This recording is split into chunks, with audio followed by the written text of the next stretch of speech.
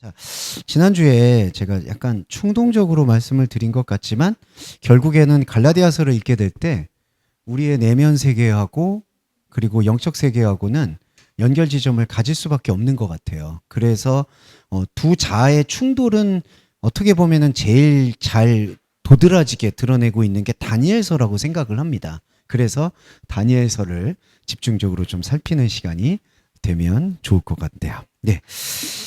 이 다니엘서를 생각하면, 네. 항상 우리가 이 교회를 이제 교회 생활이라고 표현하지만 교회를 다닐 때 꿈과 용기를 주는 하나의 어떤 그 모티베이션 같은 존재죠. 그래서 다니엘 20일 금식 기도회도 있고, 예, 그리고 뭐 지혜를 얻을 때나 그리고 우리 학습지나 어떤 그런 교육 프로그램 할 때 다니엘 학습법 같은 것도 많이 회자가 됐던 것 같은데, 네. 근데 이제 이 요셉하고 마찬가지로 다니엘도 과연 이 의미를 어떻게 읽어야 될 것인가, 거기에 대해서 사실은 충분한 어떤 인식이나 논의가 이루어지지 못했던 것 같아요. 특히 그 인식이나 논의는 어디에 기반을 해야 되냐면은 그리스도론에 기반을 해야 됩니다. 근데 그리스도론에 기반을 하기 위해서는 우리에게 들어올 수 있는 영적인 사건은 십자가 외에는 없어요. 그러니까 구약 성경의 눈을 우리가 어떻게 다시 장착을 해야 되냐 하면은 유대인 역사로 읽다가 거기다가 그리스도를 장식품처럼 얻는 게 아니라 그리스도의 십자가로 시작을 해서 구약을 다시 읽어야 되는 거겠죠. 그래서 그리스도의 십자가를 통해서 구약을 다시 읽을 때 이게 오늘은 조금 어려운 이론들을 좀 말씀드리고 싶은데 시대적 배경, 역사적 인식, 그리고 전통적으로 유대교가 따르고 있는 방식 같은 것들을 다시 재구성해야 될 필요성이 있습니다. 그래서 오늘은 첫 시간이 오래 가진 않을 텐데 그 역사적인 맥락들을 조금 설명을 드리고 잠깐 쉰 다음에는 오늘 다니엘서 1장에 대한 부분을 좀 한번 살펴보도록 하겠습니다. 제가 내용을 분해해 봤는데요. 내용을 분해할 때 두 가지로 크게 다니엘은 분류가 됩니다. 1장에서 6장까지는 다니엘의 한 인간의 이야기로 많이 지속이 돼 있어요. 그래서 다니엘은 보시면은 요셉하고 조금 비슷한 면들이 있습니다. 그 유다하고 이스라엘이 남유다하고 북이스라엘이 망했을 때 멸망했을 때 포로로 잡혀갔는데 포로로 잡혀간 유대인이 하나님께서 지혜와 명철을 주셔서 그 이방의 왕들을 설득하고 감탄시켜서 그 안에서 일정한 지위를 누렸다. 사실 이런 것들이 조금 회자되고 있고 이거를 우리가 사실은 기독교에서 큐티를 할 때 이거를 어떻게 인용을 하냐 하면 하나님은 세상이라는 사자굴에 우리를 던지셨다. 뭐 하나님이 던지셨는지 우리가 던짐을 받았는지는 논란이 있지만 여하튼 우리는 사자굴이라는 세상 속에 빠졌다. 우상 속에 빠졌다. 하지만 하나님께서 말씀을 갖고 있는 자들을 지키셔서 이 세상에서도 승리하게 하고 이 세상의 모든 왕들이나 지도자들의 마음도 이렇게 순순히 설득하게 만드셨다. 그래서 이거를 어디하고 연결을 하게 되냐면은 예수 그리스도가 너희는 세상의 빛과 소금이다. 이 얘기하고 연결을 지어서 우리는 다니엘과 같이 하나님으로 인해서 명석한 어떤 탤런트를 얻어서 그 탤런트를 세상을 변화시키는 데 사용해야 된다. 이제 이런 게 전체적인 프레임이에요. 그래서 그거를 조금 더 이제 고상하게 표현하면 이 세상에서 그리스도인이 세상적으로 약진해서 하나님의 영광을 돌리기 위해서 선한 영향력을 행사할 수 있는 노력을 경주해야 된다. 이게 바로 구원도 얻고 하나님 자녀다운 삶을 살 수 있는 길이다. 이런 식으로 많이 얘기를 하죠. 그래서 지금 여기서 이제 여러 활동들 뭐 하시는 분들도 계시지만 분명히 저는 유명해질 거라고 생각하거든요, 다들. 네. 근데 나중에 제가 당부드리고 싶은 게 그 뭐 시상식 같은 데 가셔가지고 이 모든 걸 하나님께 영광 이 얘기는 안 하셨으면 좋겠다. 네.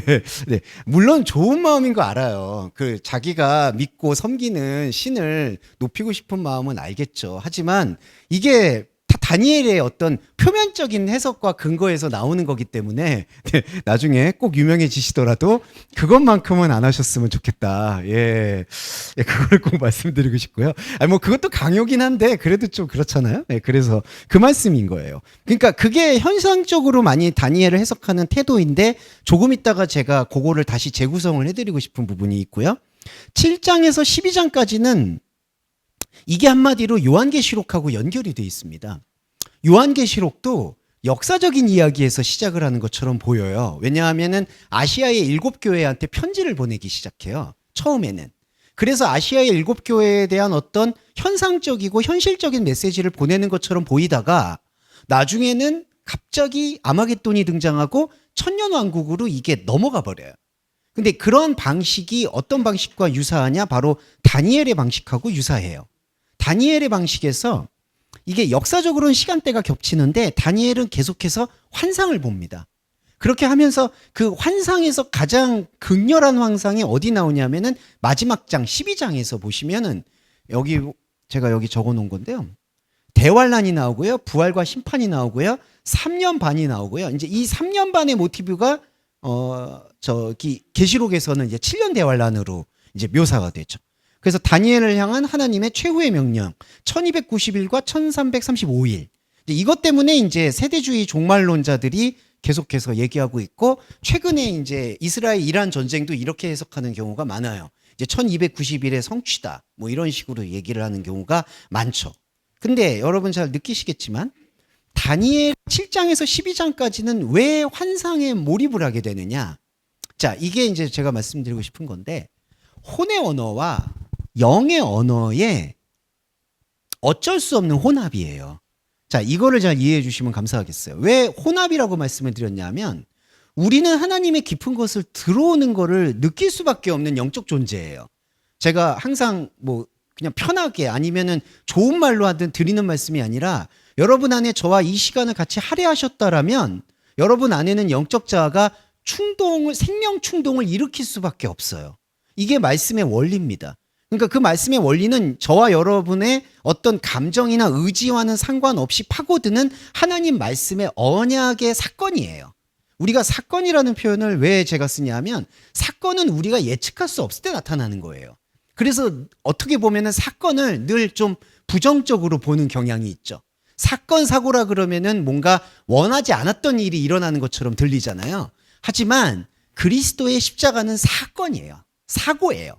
우리가 끌고 가려던 우리의 의지와 우리의 우상 숭배가 산산이 부서지는 사건이 바로 그리스도 사건이에요.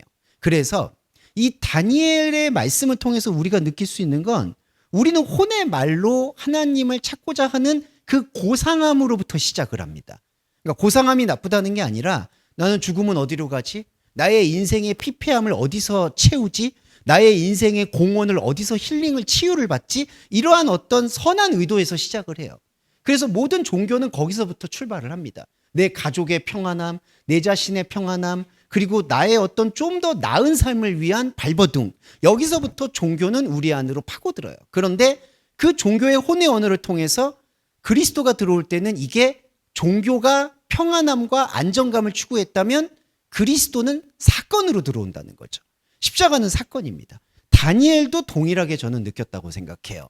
다니엘의 전반부의 역사는 물론 다니엘이 총명한 부분이 있겠죠. 그 다니엘의 자기의 총명함과 어떤 자기의 재능을 10분 활용해서 자기가 섬기고자 하는 대상과 왕에게 헌신했던 것, 그 헌신의 진정성이 또 와닿아서 진정성 플러스 다니엘의 탁월한 재능이 빛을 발했던 게 다니엘의 인생이라고 볼 수 있어요. 그런데 다니엘은 그 인생을 어디에서부터 지혜를 얻고자 했느냐면 하나님으로부터 얻고자 한 거죠. 이걸 예를 들자면 우리의 종교 생활하고 똑같습니다.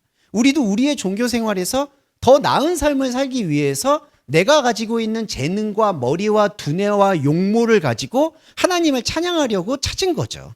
그래서 우리 역시도 다니엘과 같이 우리의 달란트를 하나님께 헌납하고 하나님은 나한테 사랑으로 화답하시고 이러한 선한 관계, 선한 선순환을 열망했던 거예요. 그런데 다니엘에게 뭐가 파고드느냐? 바로 환상이 파고든다는 겁니다. 이 환상은 우리가 말하는 심리학적인 무의식과 달라요. 이 환상은 하나의 사고예요. 왜 사고냐 하면 자, 네 마리의 짐승 같은 게 등장하죠, 여러분. 그러면 이 네 마리의 짐승을 우리가 가지고 있는 언어 체계에서 해석을 하고 하면 안 돼요. 우리가 가지고 있는 언어 체계 안으로 하나님의 사건이 들어와서 우리가 가지고 있었던 언어 체계를 흩어놓는 게 바로 환상이에요. 그러니까 환상을 해석할 때 특히 환상 같은 부분을 해석할 때에는 사람이 땅에 가졌던 언어를 가지고 땅에서 추리를 해가지고 하나님께서 이러한 환상을 주셨구나라고 해석하는 게 가장 위험하거나 우매하다는 거죠. 그리고 복음적인 게 아닌 거예요. 환상이 주는 목적은 혼의 언어의 교란이라고 할 수 있습니다. 혼합이에요. 그래서 영이 스며드는 거예요. 혼의 자리에 혼의 틈새를 만들어서 영이 파고들게 되는 거예요. 그래서 바울은 자신 안에서 그리스도를 부득불 말할 수밖에 없다고 한 것이고, 다니엘도 자기 안으로 나는 하나님께 탤런트를 받아서 하나님께 영광을 돌리면서 하나님을 모르는 이 발사살 왕이나 고레스 왕을 언제든 변화시키기 위한 어떤 전도의 훈련이 되어 있다라는 현상적인 신앙생활로 가기를 원했는데, 하나님께서는 이 다니엘에게 그러한 현상의 신앙생활과 현상의 종교생활이 십자가 앞에서 분쇄되는 경험을 끊임없이 공급한다는 거죠. 그게 바로 환상이에요. 그래서 이 환상은 저와 여러분들이 아시겠지만 이 오바댜라든지 미가, 그 다음에 호세아, 이러한 어떤 선지서들에서도 동일하게 나타납니다. 이러한 선지서들에서도 하나님께서 유대인들의 나라의 멸망을 애통하면서 주셨던 미래 비전이 아니라 영의 혼의 체계 안에 영의 사건이 들어와서 이 영의 사건으로 인해서 겪을 수밖에 없는 필연적인 혼돈을 기록해 넣은 게 선지서의 핵심이라는 겁니다. 네. 자, 근데 이 선지서의 핵심에서 하나는 그 영의 혼란스러움으로 기꺼이 나아가려는 우리의 영적 자아가 있고요. 또 하나는 그 혼란스러움을 하나님이 주시는 게 아니라 사탄이 줬다라고 생각하고 막아 세워서 우리 생각을 견고히 하려고 하는 우리의 육적인 자아가 있어요. 근데 이 성경을 보는 해석에서부터 육적인 눈으로 보는 것과 영적인 눈으로 보는 것이 완전히 달라지게 되는 겁니다. 그런데 여기서 한 가지 시험과 현혹이 뭐냐 하면, 이게 완전히 지금 죄송한데 해석 자체가 거꾸로 되어 있는 거예요. 영적으로 우리가 본다라는 걸 혼에 찾아오신 하나님의 안정감으로 해석을 하려고 하는 게 지금은 죄송한 말이지만 현상적으로 추구하는 영적인 해석이에요. 그러니까 하나님께서 비록 우리가 지금 힘들고 고난이지만 영광스러운 진리를 주셔서 이 혼란을 멈추고 하나님의 나라와 하나님의 완벽함을 보여주겠다라고 생각하고 거기를 쫓아가는 해석은 오히려 영적 해석이 아니라 가장 처절한 육적인 해석이라는 거예요. 이게 바로 땅에 무리를 박은 땅의 백성이 돼버리는 행동이에요. 그런데 영적인 해석은 뭐냐 하면 오히려 여기서 완벽히 이 혼이 담아낼 수 없는 혼란을 경험할 수밖에 없다는 걸 인정하는 게 영적 해석이에요. 그러니까 다니엘서를 읽을 때 아주 복잡한 이 흐름이 나오는데, 왜 복잡하냐 하면 복잡하다는 걸로 생각하고 있는 우리의 생각이, 우리의 눈이 하나님의 환상을 복잡하다고 느끼기 때문이에요. 하나님의 환상과 하나님의 세계를 내 세상과 내 평안을 해치는 걸로 느낀다는 거예요. 이게 위협과 두려움입니다. 그러니까 우리는 이 다니엘서를 읽을 때 두려움 앞에 서는데, 두려움 앞에 선 상태에서의 두 가지 선택 지점을 느껴야 된다는 거죠. 하나는 두려움을 느꼈을 때 그 두려움에 굴복해서 다시 혼의 세계로 돌아가든지, 두려움을 오히려 지속해서 내가 두렵다라고 느꼈던 그 전제가 흩어지는 생명의 파열음에 우리가 노출한다든지, 딱 이거예요. 그러니까 여러분, 이 다니엘을 느낄 때 12장에 가서는 정말 엉망진창이 됩니다. 이 12장의 대환란. 네. 이게 진짜 말 그대로 환란이에요. 말 그대로 우리가 어떤 이렇게 쌓아 올리려고 했던 어떤 이상이나 어떠한 신념이나 어떠한 추구가 다 흩어지게 되는, 그럼 나는 도대체 누구인가? 나는 어디로 가야 될 것인가? 그리고 나라는 자아를 형성했던 그 뿌리와 구성은 도대체 어디에 있던 것일까? 그래서 다니엘서를 깊게 들어가 보면은 다니엘이 느꼈던 달란트는 나중에 다 사라지고 다니엘이 느끼는 극심한 혼란만 남은 채로 12장이 마무리가 되는 겁니다. 그래서 이 욥기하고 거의 비슷해요. 왜 비슷하냐 하면요, 욥기가 여러분 아시겠지만 처음에 자녀들이 죽는 사건이 나오죠. 그 다음에 욥기 마지막에 보시면 자녀를 갑절로 줬다고 하세요. 근데 그게 갑절로 준 게 아니라요. 거기서부터 혼돈의 시작인 거예요. 욥이 지금까지 내가 믿었던 하나님한테 복을 받는 방식이 완전히 달라진 게 갑절의 자녀를 줬다라는 뜻이에요. 왜 그러냐 하면 그게 갑절의 자녀라는 게 처음에 손해를 2배 이상으로 100배 이상으로 보상해 줬다는 뜻이 아니라 완전히 다른 하나님의 진리 체계가 욥에게 들어왔다는 얘기입니다. 그러면 그 다음부터는 오히려 출발점인 거예요. 욥이 지금까지 내가 느꼈던 하나님과 제사하면서 하나님께 양을 바치면서 느꼈던 그 숭고한 종교적인 안정감이 완전히 흩어진 다음에 십자가 사건 이후에 들어간 영적인 흐름은 욥이 지금까지 느껴왔던 생각의 체계와는 전혀 다른 지점이라는 거죠. 그래서 우리가 성경을 읽을 때는 처음엔 종교를 읽어야 돼요. 어쩔 수 없이. 어쩔 수 없다는 것도 조금 좀 부적절한 표현이지만 근데 그 종교로 시작했다가 우리가 신앙으로 나가야지. 이게 바로 출애굽, 엑소더스 하는 유일한 성경 해석의 방식이다. 저는 그렇게 생각을 하고 있습니다. 자, 그래서 이 부분에서 시대적 배경을 좀 말씀드리면 이 시대적 배경은 첫 번째 페이지에 나와 있는데요. 느부갓네살 왕이 있고요. 느부갓네살 왕 치하가 있고 페르시아 왕 고레스가 있고 이게 뭐 그러니까 순환사죠. 한마디로 순환사. 어떤 거냐 하면 민족과 나라를 잃어버린 북이스라엘과 남유다의 그 순환 속에서 포로로 끌려갔던 어떤 포로 시대의 다니엘이 역경을 겪으면서 그거를 이겨내는 이야기예요. 근데 여러분 잘 보시면은 이 이야기 자체가 갖고 있는 메시지는 엄밀히 말하면 굴욕입니다. 굴욕. 우리 조선 왕조 때 삼전도 굴욕 같은 그냥 굴욕의 역사라고 보시면 돼요. 왜 그러냐 하면요. 하나님이 지혜와 명철을 주셨으면 자, 유대교적이고 현상학적으로 해석을 하게 되면은 하나님이 지혜와 명철을 주셨으면 다니엘은 자기네 나라를 건국하기 위한 독립운동을 벌였어야 돼요. 근데 지금 보시면 이 다니엘의 행위는 이런 말 들으면은 유대교인들이나 탈무드에서는 반발하겠지만 친일 행위를 하고 있는 거예요.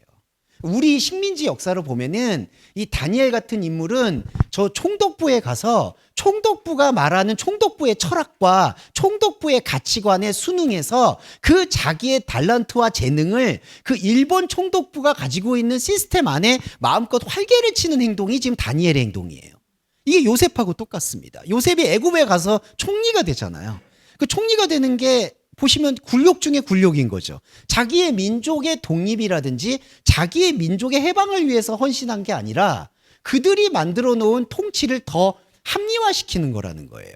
왜냐하면은 여러분 나중에 다니엘은 또 포로에서 돌아가지도 않아요.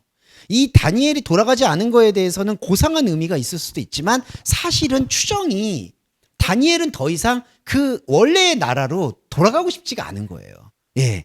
그러니까 그게 이기적인 맥락이 아니라 돌아갈 수가 없는 거예요. 왜냐하면 자기가 가지고 있는 하나님의 지혜와 명철이 세상의 쓰임새에 의해서 배설되었기 때문에 더 이상 자기를 찾을 수가 없는 거예요. 그래서 제가 앞서 말씀드렸듯이 다니엘은 끊임없이 환상에 대한 표현을 할 수밖에 없었던 거예요.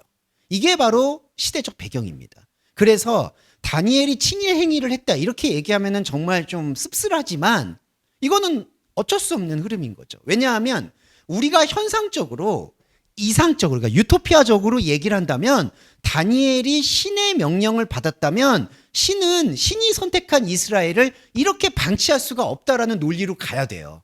그래서 신에 대한 명령을 가지고 나는 당신의 뭐 느부갓네살 왕이라든지 고레스 왕 당신의 밑에 비록 있지만 나는 하나님 나라를 위해서 싸울 거예요 라고 얘기를 했어야 된다는 거죠. 그런데 액면가로 보면 현상적으로 보면 그런 얘기를 하고 있는 게 안 느껴져요.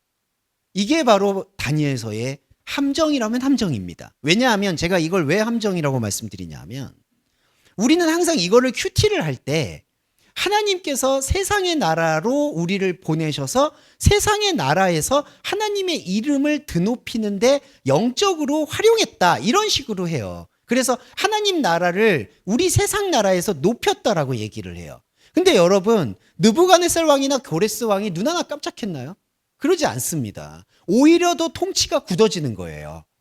이게 참 미안한 말인데 죄송한 말인데 그래 너 다니엘 잘한다.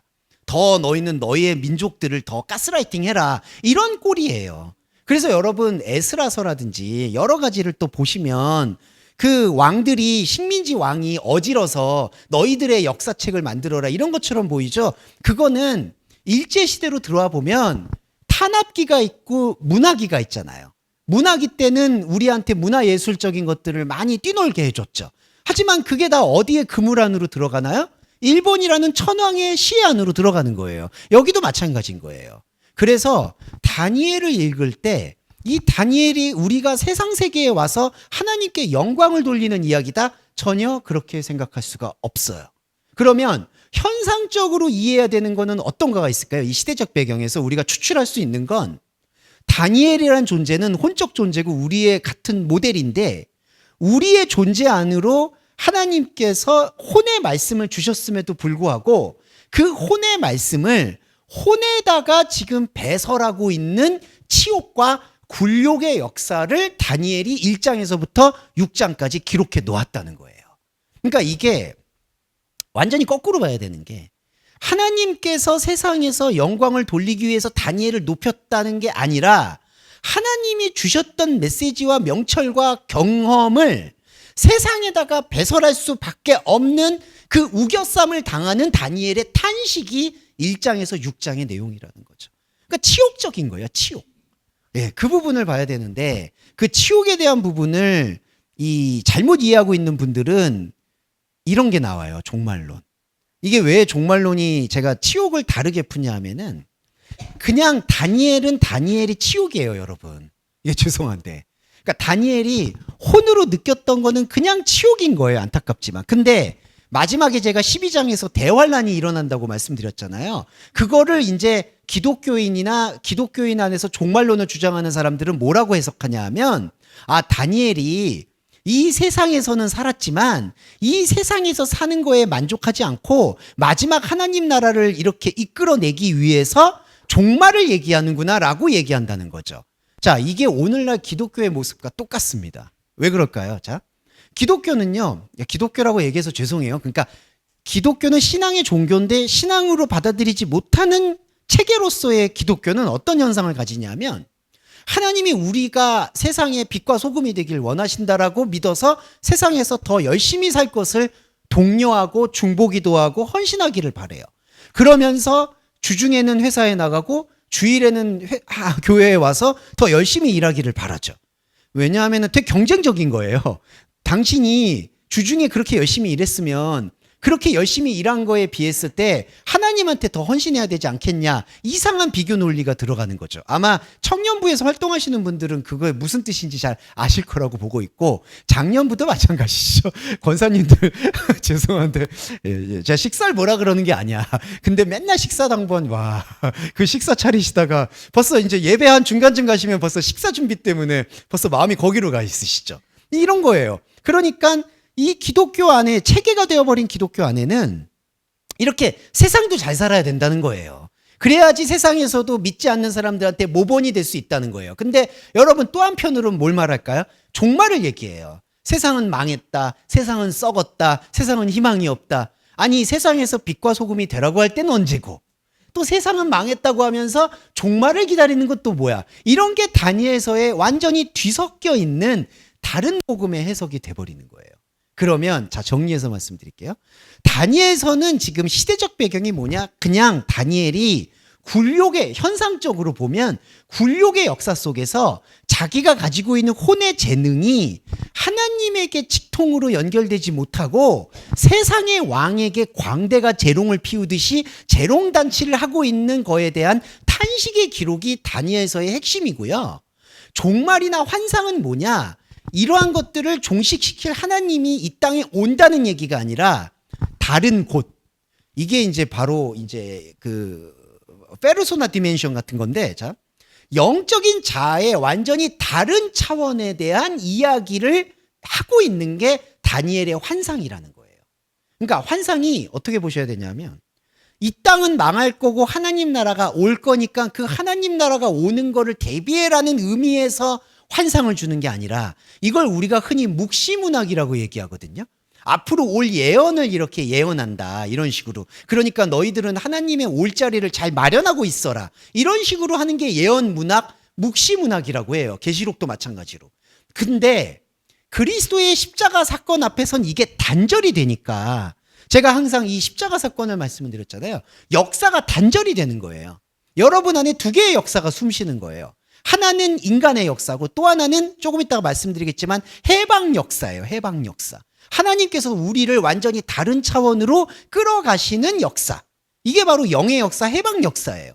우리의 역사와 해방 역사. 그래서 다니엘의 환상은 우리의 역사에 하나님의 역사에 경고가 입혀지는 게 아니라 우리의 역사는 굴욕의 역사인 것을 인정하고 이 굴욕의 역사에 넘어서 있는 굴욕의 역사와 상관이 없지만 엄연히 우리의 역사, 나의 역사인 하나님의 역사를 가리키고 있는 게 환상이라는 거예요.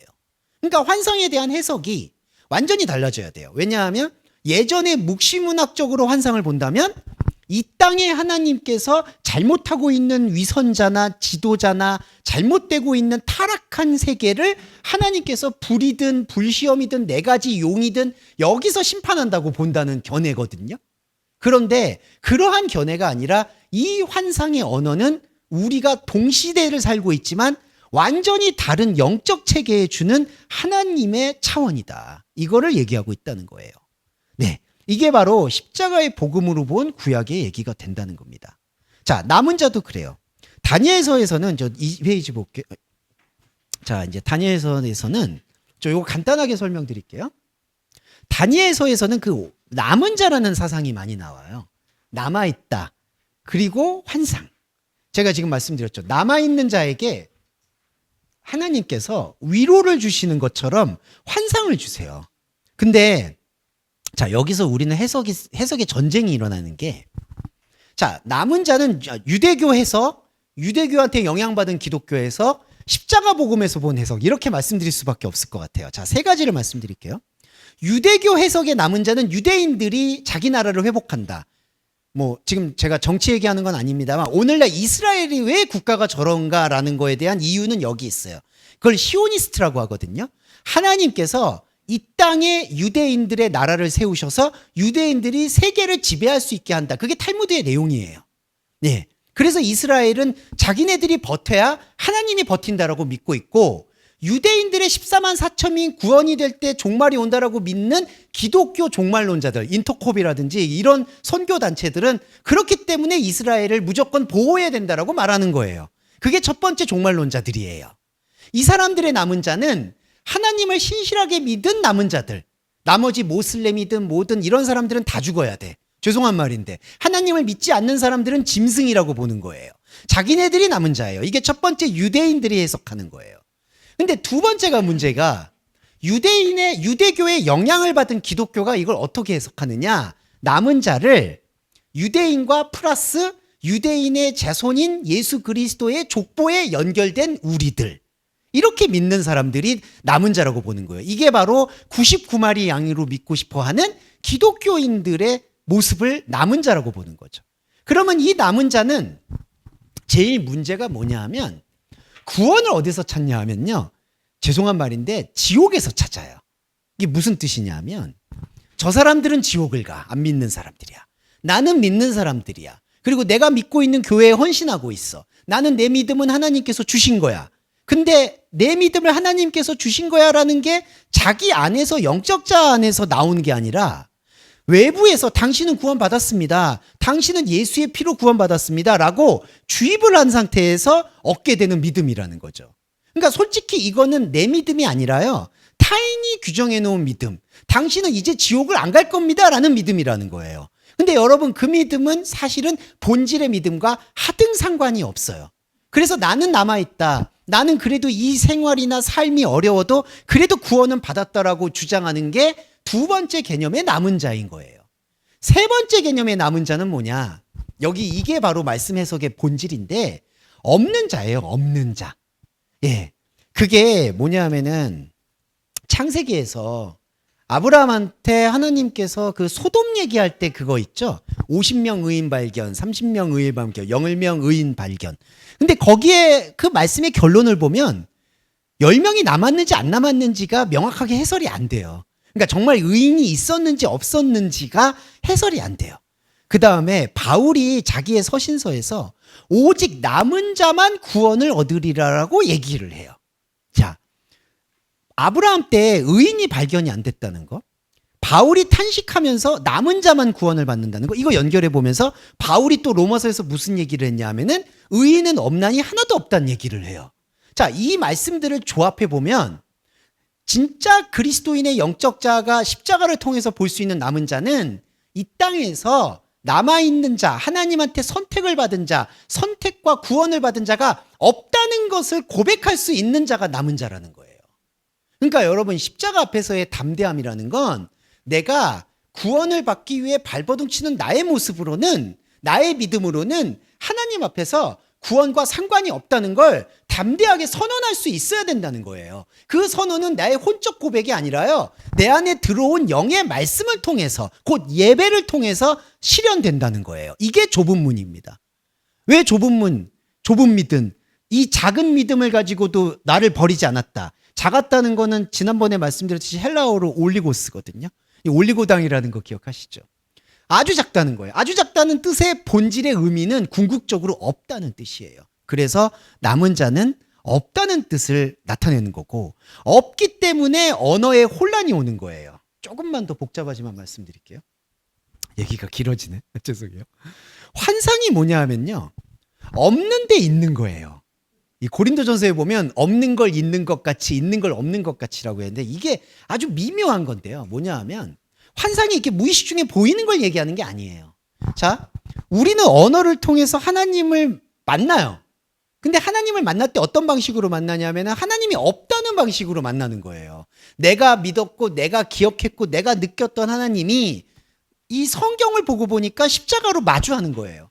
십자가로 마주하게 되니까 하나님이 안 보여요. 왜냐하면 내가 지금까지 그려왔던 아버지, 내가 그려왔던 십자가가, 내가 그려왔던 생각, 내가 그렸던 어린 양이 다 무너지잖아요. 그러니까 내 언어로는 더 이상 이렇게 아름답게 조합을 하거나 단언하거나 능력으로 뭔가를 만들어낼 수가 없어요. 거기서 십자가 앞에서 내 혼의 언어가 다 깨져요. 그런데 혼의 언어가 깨졌는데 여러분, 저와 여러분은 지금 시간을 견디잖아요. 그렇죠? 그러면은 혼의 언어는 깨졌는데 그럼 우리는 뭘로 하나님을 느끼느냐? 혼란으로 느낀다는 거예요. 예, 다니엘서는 한마디로 혼란이에요. 왜냐하면 혼의 언어는 흩어졌는데 우리는 죽을 수가 없어. 우리는 계속 가야 돼. 우리는 이 굴욕과 수치심을 안고 끌고 가야 돼요. 이 세상이라는 거는 다니엘서는 허무하지만 굴욕의 역사라고 선언했어요. 그럼 우리는 이 굴욕의 역사를 살아야 돼요. 정말 비루하고 비참하고, 자꾸 이렇게 말씀드려서 죄송한데 삶이 정말 소금밭이잖아요. 삶이 힘들지만 살아야 돼. 근데 살아야 되는데, 지속해야 되는데 하나님의 언어는 혼의 언어에서 다 흩어졌어. 근데 흩어진 상태로 우리 안으로 파고드는 게 바로 환상이라는 거예요. 그래서 이 환상은 우리에게 꿈과 희망을 심어주는 이런 게 아니라 완벽한 혼란이 지속되고 있는 상태라는 겁니다. 근데 이 혼란을 우리는, 우리의 선악과는 금방 이거를 종식시키고 싶어 하죠. 그러니까 혼란스럽다는 게 신앙생활이라고 하면 누가 혼란을 느끼겠어요? 그러니까 누가 신앙생활을 하고 싶겠어요? 그런데 이 혼란을 우리가 견디는 게 바로 신앙생활이라는 겁니다. 그러니까 다니엘서는 사실은 그거를 얘기하고 있어요. 저도 이런 얘기를 하는 게 매우 씁쓸하죠. 여기 지금 힘들게 오셨는데 그냥 혼란을 끌어안고 가셔라. 이건 말이 안 되는 무책임한 거예요. 솔직히. 진짜 무책임한 거예요. 죄송하고. 근데 어쩔 수가 없습니다. 네. 자, 어쩔 수가 없다는 거에서, 죄송해요. 오늘 시간이 오래 갔는데 해방 역사는 말씀을 드려야 되니까 두 개를 말씀드리고 갈게요. 5분 정도만 더 설명드릴게요. 자, 하나님 나라를 말해요. 여기 보시면 요 하나님 나라에 대한 말씀들을 제가 좀 적어놨습니다. 2장 47절에 너희 하나님은 참으로 모든 신의 신이요 모든 왕의 주제시로다. 이거 이방의 왕이 하는 말이고요. 그 다음에 요 하나님 나라에 대한 왕이 와요. 이 열왕의 때에 하늘의 하나님이 한 나라를 세우시리니 이것은 영원히 망하지 않을 것이요 라고 표현해요. 그 다음에 또 7장 14절 결코 그 나라는 패하지 않을 것이며 7장 27절 영원한 나라라고 얘기합니다. 네. 자, 이 하나님의 나라를 어떻게 표현했냐면요. 하나님, 하늘의 하나님이 한 나라를 세우시리니 이것은 영원히 망하지 않는다라고 해요. 자, 어떤 분들은 금이 영원할 거라고 생각을 하는데 금도 시간의 풍상이 있겠죠. 예. 영원할 거라고 전제하는 자체가 이미 영원하지 않은 거죠. 예. 다른 거하고 비교한 거잖아요. 금의 순도가 높으니까 오래 간다. 그거는 오히려 상대적인 거잖아요. 자, 요거를 잘 보세요. 하나님 나라가 망하지 않는다 그러죠. 이 얘기는 뭘까요? 하나님 나라가 이 땅에서 계속된다는 얘기일까요? 그게 아니라 하나님 나라는 이 땅에 없다는 얘기예요. 망하지 않는 나라는 없습니다. 예, 이게 왜 그러냐면요. 망하지 않는다는 건 끊임없이 싸워서 이긴다는 얘기가 아니에요. 싸우지 않는다는 얘기예요. 싸우지 않는다는 얘기는 여기 없다는 얘기예요. 그러니까 하나님 나라를 지금 다니엘서에서 계속해서 말하거든요. 하나님 나라는 결코 패하지 않으며 하나님 나라는 영원하며 하나님 나라는 불멸할 것이다 라고 얘기합니다. 근데 그 불멸할 것이라는 게 이 땅에서 저 이스라엘 사람들이 말하는 유대 나라가 영원할 걸 얘기하나요? 안 그러죠. 여기서 말하는 하나님 나라는 그러니까 없는 나라예요, 이것도. 그럼 이 나라는 어디에 있을까요? 바로 하나님 나라는 여기 있다 저기 있다 하지 말아라. 하나님 나라는 우리 안에 있다는 거예요. 이게 불교에서 말하는 마음가짐의 차원이 아니에요. 이거는 우리 안에 하나님께서 창세 전에 언약하신 그 언약의 성취라는 거죠. 네, 이 언약으로 말씀드릴 수 있겠고. 자, 마지막으로 하나만 요거 3분 말씀드리고 쉬었다 할게요. 자, 해방 역사의 주체로 바라본 종말인데요. 12장에서 제가 종말을 말씀드린다고 얘기했죠. 예, 종말 3페이지입니다. 종말은 뭐냐? 종말이 바로 단절이에요. 저희가 사주 커리큘럼 할 때 들어보셨겠지만 하나님께서 그리고 성경에서 말하는 종말은 이 시간대, 우리가 말하는 인류 시간대의 종말을 언급하지 않습니다. 관심이 없어요. 이런 거에서 우리는 되게 무책임할 수 있죠. 뭐 지금은 에너지 대란에 진짜 어렵고 근데 하나님이 왜 이런 거에 개입을 안 하실까? 근데 개입을 안 한다 한다의 맥락이 아니라 성경이 집중하고 있는 종말은 세상 종말이 아니라 우리 자신의 시간이 끊어지는 걸 경험하는 거예요. 그러니까 우리 자신의 시간의 끊어짐이라는 건 뭐냐면 그리스도인에게는 사실상 미래가 없는 거예요. 이 미래라는 건 왜 그러냐면 미래는 크로노스의 악마예요. 왜 악마라고 말씀드리냐면 자, 그리스도인에게는 현재만 있습니다. 이게 현존이에요, 현존. 근데 그리스도인의 생명을 잘 모르게 되거나 그리스도인이 생명 안에서 분출이 안 되면 현재라는 게 존재하지 않아요. 왜 그런지 아시겠죠? 사람한테는 과거하고 미래밖에 없어요. 왜냐하면 지금 이 시간도 말씀을 담지 않고 넘어가게 되면 그냥 11시에서 12시예요. 그러면 그거는 이미 과거가 됐죠. 그러면 또 미래를 향하죠. 그러니까 미래를 걱정하다가 미래를 살고 미래를 살았다가 또 과거를 후회하고 과거 미래밖에 없는 게 인간의 삶인 거예요. 근데 그리스도인의 삶은 이 과거와 미래를 종말시켜요. 그래서 현재만 살게 해요. 현재만 살게 한다는 게 무슨 뜻이냐? 이 현재가 바로 하나님의 시간과 맞닿아 있는 영의 시간이라는 거예요. 그러니까 종말의 시간은 바로 현재의 시간입니다. 이 현재라는 건 지금 우리가 살고 있는 이 시간대의 현재를 말하는 게 아니라 하나님 말씀으로 말씀의 몸이 된 현재. 그래서 이 현재가 바로 역사로 말하면 바로 해방의 역사. 해방한다는 거는 우리 시간을 풀어 헤쳐서 하나님의 시간을 바라볼 수 있게 만드는 것을 해방의 역사라고 말하는 거예요. 그래서 구약 성경을 읽을 때에는 이거를 탈역사라고, 그러니까 역사를 벗어났다라고 얘기하는 게 아니라 해방의 역사서라고 읽어야 되는 거예요. 해방의 역사로서 봤을 때 종말은 우리 시간이 끊어지는 거예요. 그러면 이제 마지막 혼란이 뭐냐? 이 삶의 라이프 스타일에서 혼란이 올 수밖에 없는데 우리는 종말을 생각하면 더 이상 지속을 못 느끼잖아요. 종말이라 그러면 다 끝난 걸 생각하죠. 근데 이게 사람 생각이라는 거예요. 하나님이 말씀하시는 종말은 우리 시간은 그냥 사는 거예요. 아까도 말씀드렸듯이 그 굴욕의 시간을 견디는 거예요. 그런데 그리스도인에게는 이 굴욕의 시간은 시간대로 흘러가되 하나님의 해방의 시간이 우리 안으로 들어올 수밖에 없다는 걸 역설하고 있다는 거예요.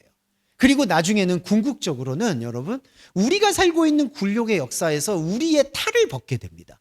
그게 이제 쉽게 말씀드리면 심리학적으로도 내가 다른 이에게 판단받거나 판단하는 주체가 되지 않는 상황인 거예요. 다니엘의 이름을 벗게 되는 겁니다. 다니엘의 이름이 뭐냐면 제가 시작 기도 때 드렸는데 하나님의 재판관이에요.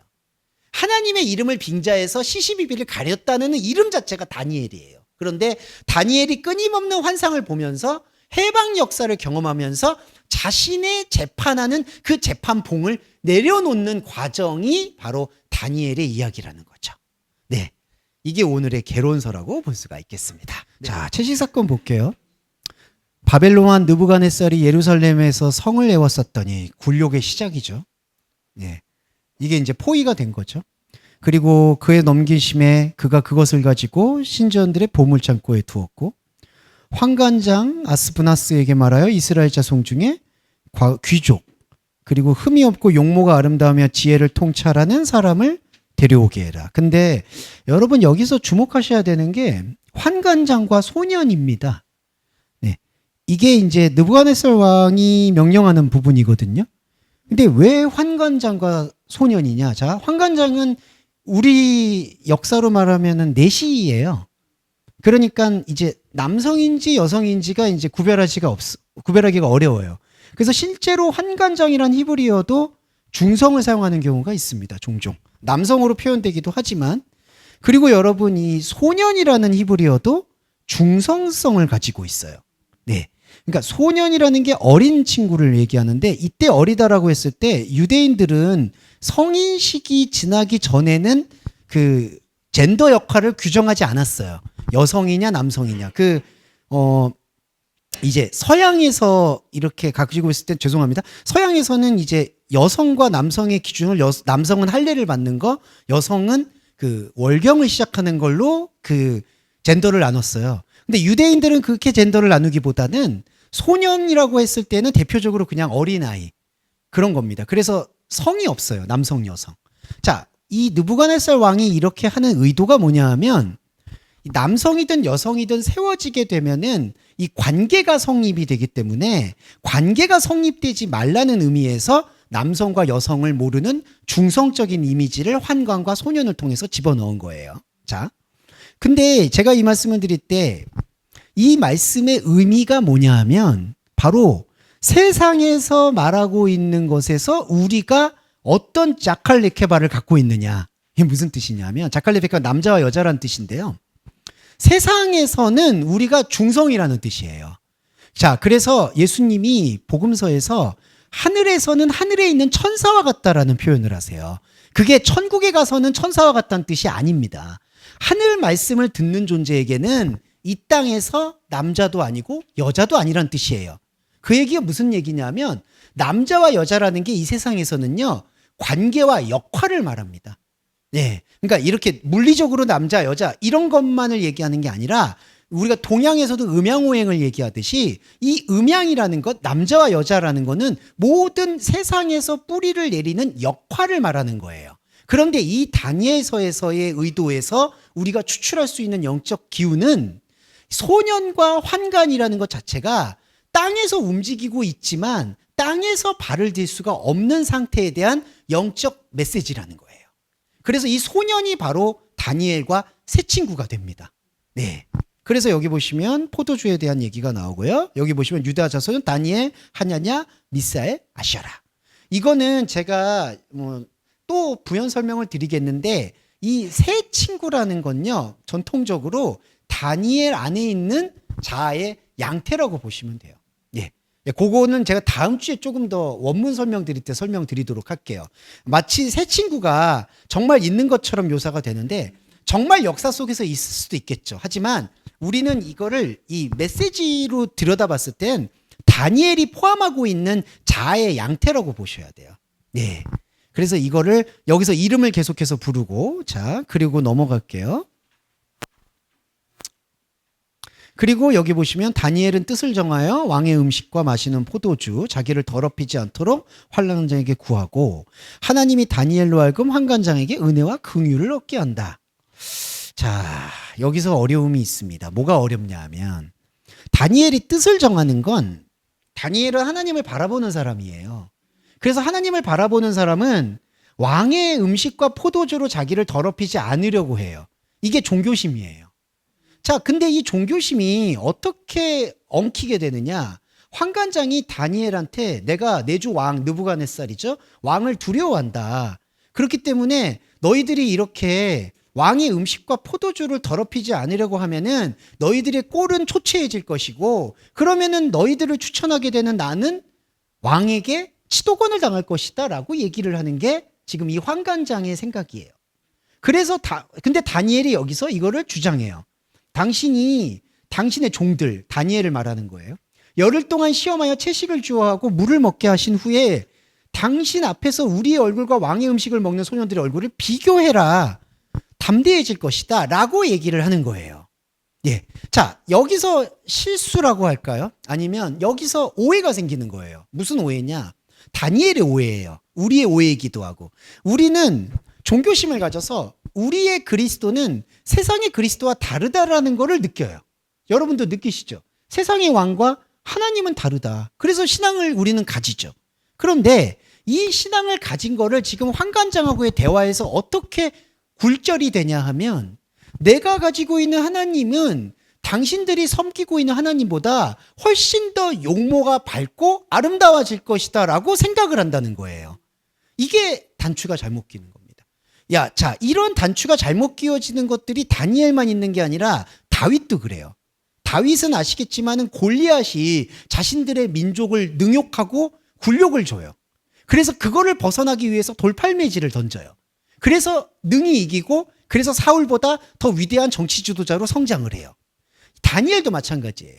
다니엘이 가지고 있는 자기의 재능을 가지고 다니엘은 나는 하나님을 믿기 때문에 저 이방인들의 왕의 포도주와 음식을 먹지는 않을 거야. 이런 식으로 생각을 하면서 한번 비교해 보세요라고 시험해 보라고 하는 거죠.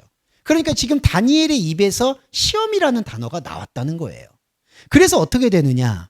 열흘 동안 시험하더니 열흘 후에 그들의 얼굴이 더욱 윤택하고 좋아 보이게 됩니다. 자, 여기에 함정을 말씀을 드릴게요. 이 함정이 뭐냐 하면요. 이 함정과 채식을 제가 동시에 말씀을 드리도록 할게요. 다니엘은 자기가 섬기는 하나님이 모욕을 당하지 않고 하나님께 영광을 돌릴 수 있을 거라고 믿어버려요. 그러면서 자기 안에 있는 하나님에 대한 믿음을 밖으로 드러내요. 자, 밖으로 드러냈을 때 하나님을 드러내고 있는 사람을 전통적으로 이 유대의 역사에서는 어떻게 봤느냐? 조금 더 이색적이고 위대한 걸로 봐요. 자, 요셉이 꿈을 해석할 때 그 꿈의 해석은 사실은 별게 없어요. 그런데 그 꿈의 해석을 외부에 있는 사람들은 이색적으로 본다는 거예요. 근데 이 이색적으로 본다는 것에 함정이 있어요. 이게 무슨 뜻이냐? 다니엘이 혼에서 하나님의 말씀을 받아서 혼에서 하나님을 드러내요. 그런데 여러분, 하나님은 영이에요. 근데 영이 혼에 배설이 될 때 혼의 눈에 볼 때에는 그 영이 어떻게 되냐면은 영이 영으로 보이는 게 아니라 뭔가 특이하고 이질적이고 보암직하고 매력적인 것으로 보일 수가 있는 거예요. 혹은 매력적인 게 아니면 우스꽝스럽게 보이거나. 자, 이게 이상한 거예요. 자, 이게 바로 종교인이 가지고 있는 여기서부터 왜곡되는 굴절 지점이에요. 첫 번째 굴절 지점. 자, 하나님을 다니엘이 믿어요. 자, 저와 여러분이 하나님을 믿어요. 그 하나님을 내가 세상에 드러내요. 세상에 드러낼 때 두 가지 반응이 나온다는 거예요. 무슨 반응이냐? 당신은 좀 뭐가 있는 것 같은데? 당신은 뭔가 조금 더 대단한 것 같은데? 라는 반응. 아니면 당신은 너무 웃긴데? 당신은 너무 이상한데? 당신은 뭐 저래? 이렇게 되는 거예요. 근데 이 두 가지 반응 중에 다니엘서에서는 첫 번째 반응, 당신은 뭐가 좀 있는 것 같은데? 이 반응이 나온 것 뿐이에요. 그러면 제가 말씀드릴 요지가 뭘까요? 이 행동들 안에서 다니엘은 단지 이방의 왕에게 잘 보인 것 뿐이라는 거예요. 그러니까 잘 보이든 못 보이든 잘 보여서 하나님의 뜻이 성취가 된 거고 못 보여서 하나님의 뜻이 성취가 된 게 아닌 거예요. 두 개 모두 잘 되든 못 되든 이건 하나님의 말씀이 굴절된 양상이라는 거죠. 그러니까 하나님의 영의 말씀이 제대로 흐른 게 아니라요. 하나님의 영의 말씀이 세상에 배설된 거는 도찐 게 찐이라는 거예요. 여기서 우리가 참 제가 아까 환상을 말씀드리는 게 왜 그러냐면은 이거를 항상 일방향적으로 봐요. 무슨 뜻이냐? 하나님이 다니엘의 열심을 높게 평가해서 외부의 이방 왕이 볼 때에도 하나님을 믿는 사람이 좋아 보인다. 그의 용모가. 이렇게 지금 가고 있다는 거죠. 이게 말이 안 되는 거예요. 왜냐하면요. 16절에 채식을 볼게요. 자, 채식에 대한 겁니다. 채식의 본질은 뭐냐면요. 자, 말씀드리고 싶으면 채식의 본질은 피를 안 먹는다는 뜻이에요. 피를 안 먹는다는 뜻은 결과론적으로 인간의 구성 요소에 참여하지 않겠다는 뜻이에요. 채식의 본질은 그겁니다. 그러니까 채식을 먹는다는 건 뭘 먹는다는 뜻이 아니에요. 이게 바로 제가 지난주에 말씀드렸던 생명나무를 먹는 원행함을 말씀드리는 건데, 채식을 먹는다는 건 피가 없는 걸 먹는다는 뜻이에요. 피가 없는다는 건 뭐냐? 이제 레위기나 신명기에서도 너희는 피채 먹지 말라는 뜻도 있지만, 피가 없는 걸 먹는다는 뜻은 뭐냐면 세상에 있는 걸 먹는다는 게 아니라는 거예요. 피는 족보고 피는 관계고 피는 흐름이고 피는 생명이에요. 어떤 생명이냐? 영의 생명이 아니라 육의 생명이에요. 채식을 먹는다는 건 그 육의 생명의 씨앗을 더 이상 낳지 않겠다라는 영적 선언인 거예요. 그런데 여러분, 이 다니엘 안에 이 첫 단추가 어떻게 꼬이는지 잘 보실 거예요. 자, 저와 여러분 안에도 이 하나님의 말씀은 채식이에요. 세상의 피와 상관이 없는, 피는 연결이잖아요. 세상의 피와 연결되어 있지 않은 독생자의 피예요. 죄송한데 여러분, 독생자는 무염수태죠. 인간의 피는 다 연결돼 있잖아요. 근데 독생자이신 예수 그리스도는 우리 안에 이렇게 몸이 잡히고 만져지고 드러나는데 피가 없어요. 그게 바로 채식의 본질이죠. 우리도 마찬가지예요. 그리스도인은 삶을 살아가야 되지만 진짜 영적 자는 피가 없어요. 이게 채식의 본질인데, 이게 하나님 말씀이에요. 근데 이 말씀이 지금 어디에 자랑이 됐냐? 다니엘에게는 밖에 자랑이 돼버렸다는 거죠. 이게 문제예요. 그러니까 이 모습을 드러내니까 채식만 먹고서도 용모가 멋있었다라는 게 누구한테 어필이 됐느냐? 하나님한테 어필이 된 게 아니라 왕에게 어필이 된 거예요. 이게 참 비극적이죠. 그러니까 왕이 여기서 보시면은 봐세요. 왕은 이렇게 얘기해요. 왕이 그들에게 모든 일을 묻는 중에, 다니엘에게 그 지혜와 총명이 온 나라 박수와 술객보다 10배는 나은 줄 안다. 여기 안에서 뭔가 큰 함정이 느껴지시죠? 무슨 함정이냐? 왜 다니엘의 지혜와 총명을 박수와 술객과 비교를 하냐는 거죠. 비교하면 안 되는 거죠. 이 비교 자체가 말이 안 되는 거죠. 왜냐하면 10배라는 게 뭐냐면요, 사람이 구상할 수 있는 모든 것이라는 게마트리아예요. 뜻이에요. 10이라는 숫자가. 그러니까 사람이 할 수 있는 것으로 왕은 다니엘의 지혜와 박수의 술객의 지혜를 대비한 거예요. 자, 여기서 제가 말씀드리고 싶은 건, 다니엘이 보고 있는 환상이나 지혜가 박수와 술객들이 보는 것보다 월등히 높았다는 게 아니라는 거예요. 아예 다르다는 걸 말씀드리고 싶은 거예요. 우리도 이걸 인지를 할 때 아예 다르다는 거예요. 하나님을 믿는 사람들이 뭐 예술적으로 영특하고 뭐 영적이고 좋다, 이렇게 보는 게 절대로 아니라는 거예요. 이게 바로 비교를 불가하게 되는 하나님 자리에 대한 확신이 생기는 거예요. 자, 비교가 불가한 하나님의 확신은 마지막 구절 요거 하나만 앞서서 보고 말씀드릴게요. 오늘 집중 구절에서 말씀 나눌 건데요. 하나님이 이 네 소년에게 학문을 주시고 서적을 깨닫게 하시고 지혜를 주셨다, 이렇게 얘기합니다. 자, 근데 보세요. 이 문법적 기법을 볼까요? 처음엔 네 소년이에요. 근데 뒤에 문장은 뭐가 나오죠? 다니엘이 나와요. 자, 이게 뭐냐 하면은 분리기법이에요. 분리기법. 그러니까 네 소년이라는 거는 다니엘을 포함한 세 친구잖아요.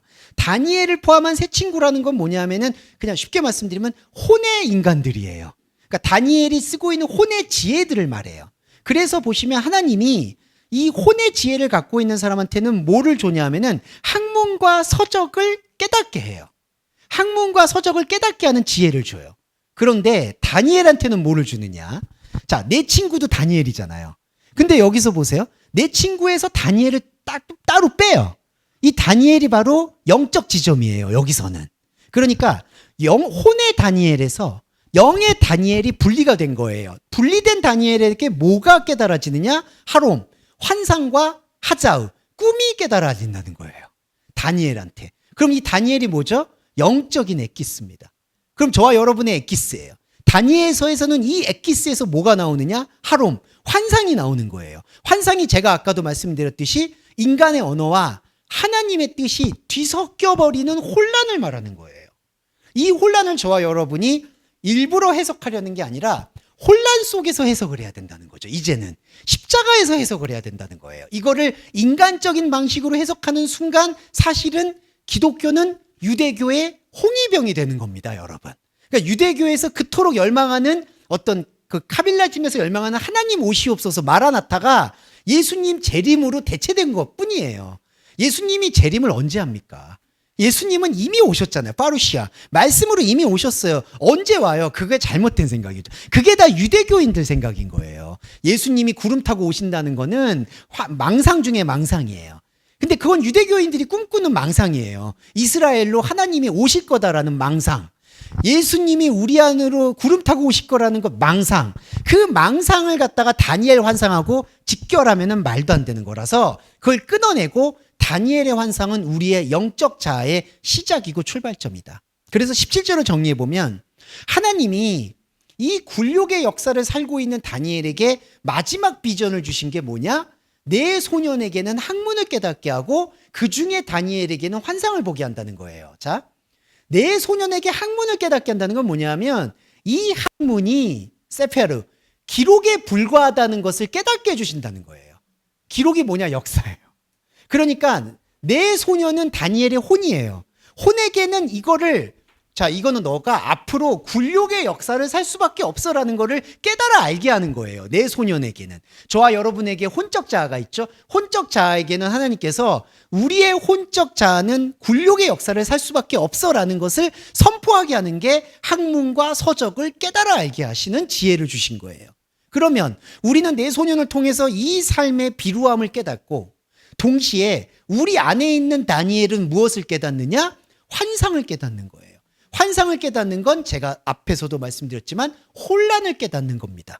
완성되고 깔끔해지고 이렇게 명료해지는 게 아니라 완벽한 혼란을 우리가 마주하는 걸 다니엘서가 욕구하고 있는 거죠. 그래서 이제 봄인데 혼란을 또 초대한다니까 좀 이상한데 그냥 제가 낭만적으로 해석하면 벚꽃이 혼란스럽잖아요. 벚꽃이 막 이렇게 흐들흐들 하잖아요. 뭐 짜임새 없죠. 무궁화에 비해서는 뭐. 근데 벚꽃이 아름답잖아요. 그래서 다니엘 환상 보시면 또 아름다운 부분들, 그러니까 어떤 면에서 아름답다고 말씀드릴지 모르겠지만 해석해 보시면 되게 이상하지만 신비로운 부분들이 있어요. 그런 부분들을 이제 참여하시면 좋겠다. 그 말씀을 정리적으로 말씀드리고 싶습니다. 오늘 하나만 더 말씀드리면 마지막으로 다니엘서는 혼란의 기록이다. 혼란의 기록을 기꺼이 받아들일 때 오히려 가치관이 변한다. 왜냐하면 세상에서는 혼란스럽지 말아야지라는 게 선악과거든요. 근데 그 선악과의 봉인을 풀어버려야 돼요. 그래서 우리의 삶이 잘 된다, 못 된다, 안 됐다, 아니면은 잘 나간다, 잘 풀린다. 이제 이러한 것으로 인해서 나를 판단받지 말고 그냥 나는 오롯이 이 현상의 혼란에도 불구하고 현상의 혼란이 더 이상 혼란으로 느껴지지 않는 영의 평정 상태로 넘어서 있다. 넘어서서 가고 있다. 이거를 긍정하시면 되겠습니다. 예. 오늘 그래서 이 말씀 생각하시면서 정리기도와 주기도문으로 마무리하겠습니다. 사랑의 주님, 혼란이 시작되었습니다. 계시록의 환상처럼 우리도 다니엘의 환상을 보았고 다니엘의 환상이 열린 것처럼 우리는 어떤 것도 규정짓거나 어떤 것도 내 마음속에 안착시킬 수 없다는 것을 깨달았습니다. 그러나 이것이 법이고 이것이 복음이고 이것이 하나님의 말씀임을 또한 정확히 발견하게 해주심을 진심으로 감사합니다. 하나님, 그러나 저를 포함하여 우리 동서말씀교회 교회 여러분들이 혼란을 벗어나기 위해서 몸부림치는 것에 너무나 익숙해져 있습니다. 나는 평안하고 싶고 나는 안정되고 싶고 나는 뭔가 깨달아 다 모든 걸 통달하고 싶고 세상에서 빛과 소금이 되고 싶어하는 마음도 있습니다.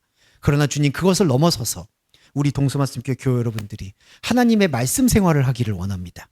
이 말씀 생활을 하는 데 있어서의 여러 번잡한 것은 오히려 할례를 받아야 된다고 생각합니다. 그 할례 받아야 될 모든 현상들을 말씀 안에서 수렴하셔서 말씀으로 해소시켜 주시기를 간절히 염원하며 예수 그리스도의 이름으로 감사하며 기도합니다. 아멘.